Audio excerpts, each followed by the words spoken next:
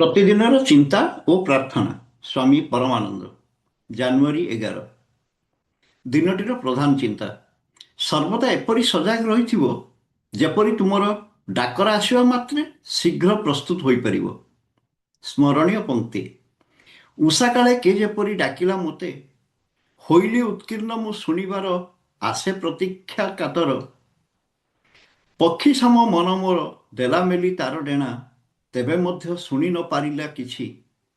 କରିଲି ଏବେ ମୁଁ ଆତ୍ମସମର୍ପଣ, ଆସ ଏବେ ଆହେ ତୁମେ ରହସ୍ୟମୟ। କୁହ କିମ୍ବା ଡାକୁଥିଲ ମୋତେ, ଜାଣିବାକୁ ଚାହେଁ ମୁଁ ତବ ଅଭିପ୍ରାୟ। ନୀତି ଉପଦେଶ।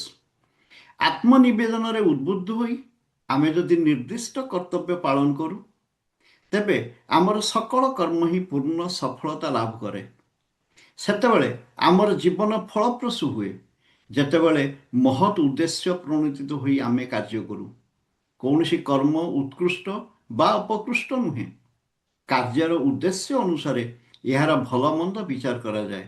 ଆମେ ଯଦି ଆଧ୍ୟାତ୍ମିକ ଆଦର୍ଶରେ ଅନୁପ୍ରାଣିତ ହୋଇ କାର୍ଯ୍ୟ କରୁ, ତାହା ହିଁ ସର୍ବୋତ୍ତମ ଉଦ୍ଦେଶ୍ୟ ହେବ। ପ୍ରାର୍ଥନା। ହେ ପରମ ଦେବତା, ତୁମେ ସମସ୍ତଙ୍କ ମଧ୍ୟରେ ବିରାଜ କରୁଛ।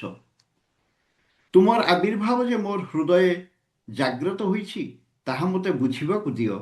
ସକଳ ଅନିତ୍ୟ ଅବସ୍ଥାର ମଧ୍ୟରେ ମୋତେ ନିୟତ ସତର୍କ ରହିବାକୁ ଦିଅ।